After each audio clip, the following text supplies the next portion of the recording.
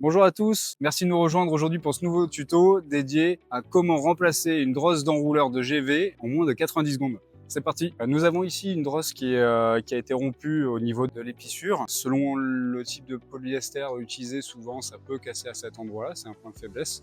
On va voir comment aujourd'hui la repasser à l'identique. On voit le circuit devant vous, donc on passe par les bloqueurs, on revient en pied de mât dans le circuit d'enrouleur et on revient ici à l'arrière. Le plus important pour ce type de système, c'est d'avoir un cordage qui est sans cesse sous tension au moment de l'enrouler et au moment du déroulé.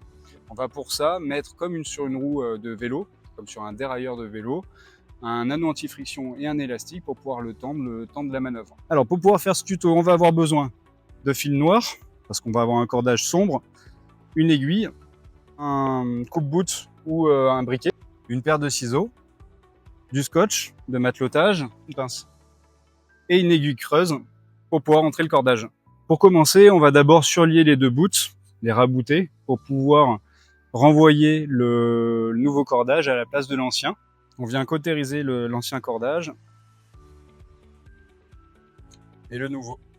Alors, on prépare le fil pour pouvoir surlier les deux cordages, rabouter les deux l'un à l'autre.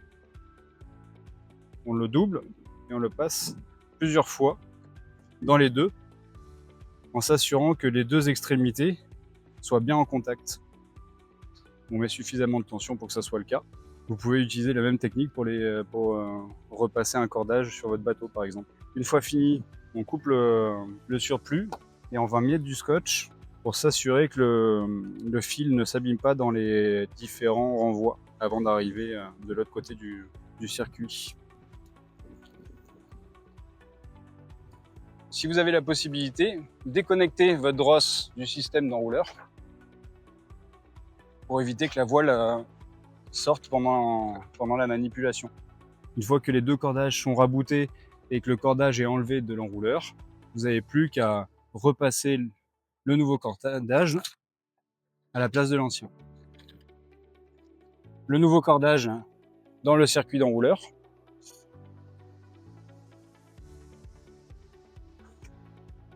Et on vient tendre l'ensemble.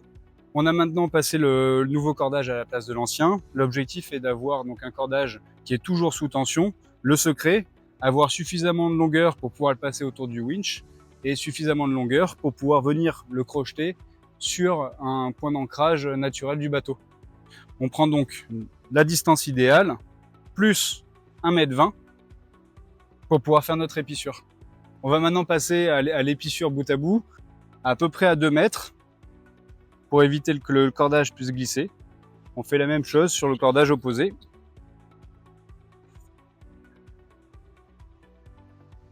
À 60 cm et une deuxième 50 cm plus loin à 1,10 m.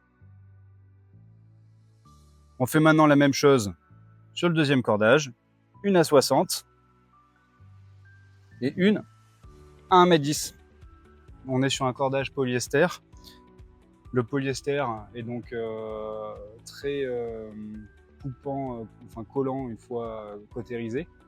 Il faut donc couper avec des ciseaux l'extrémité en ayant mis du scotch en amont pour s'assurer que l'âme vienne bien glisser facilement à l'intérieur de la gaine. On fait la même chose de l'autre côté et on se retrouve avec ce résultat. On vient maintenant à 1,10 m rentrer notre aiguille entre l'âme et la gaine et on fait sortir l'âme. Maintenant qu'on a enlevé l'âme, on vient donc à notre marque qui est à 60 cm, rentrer notre aiguille, on y insère lame opposée.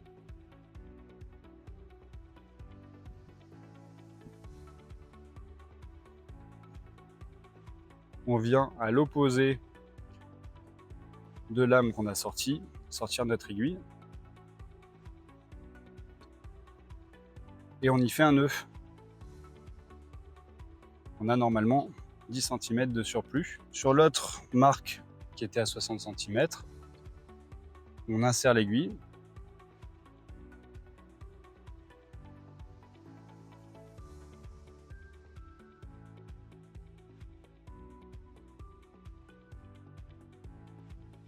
et on fait ressortir l'aiguille à l'opposé de lame en polyester.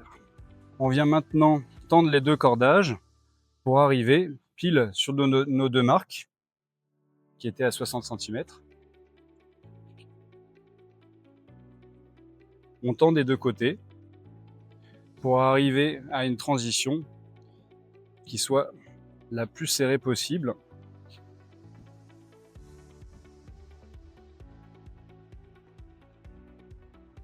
Pour s'assurer que ça sorte pas, principalement. Je surligne maintenant mon cordage.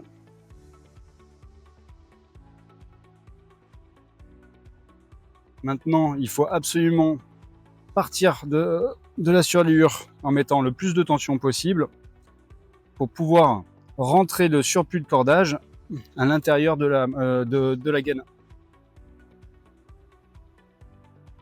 On fait la même chose de l'autre côté.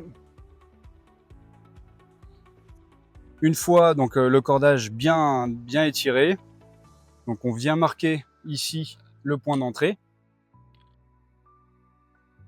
On retire légèrement et on vient couper à 90 le surplus et on ramène à l'intérieur. De la même manière, on étire la lame, on note la position et on vient couper le surplus. On bouge un peu le cordage pour faire travailler les fibres et s'assurer que les deux rentrent parfaitement à l'intérieur. On vient de terminer du coup notre épissure. Maintenant l'objectif, comme on l'a évoqué tout à l'heure, c'est de mettre le cordage sous tension pendant un court instant. On vient donc autour de l'anneau anti-friction qu'on a condamné dans le cordage, mettre un petit élastique et un mousqueton.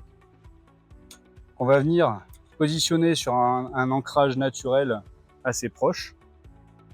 On prend légèrement de la tension et on vient couper un petit surplus, un nœud de pêcheur autour de l'anneau. Pour terminer, on vient couper le surplus. Donc, si c'est bien fait, on peut, avec la tension de l'élastique, faire au moins un tour autour du winch, ce qui nous permet de pouvoir sécuriser systématiquement le cordage sur lequel on est en train de tirer.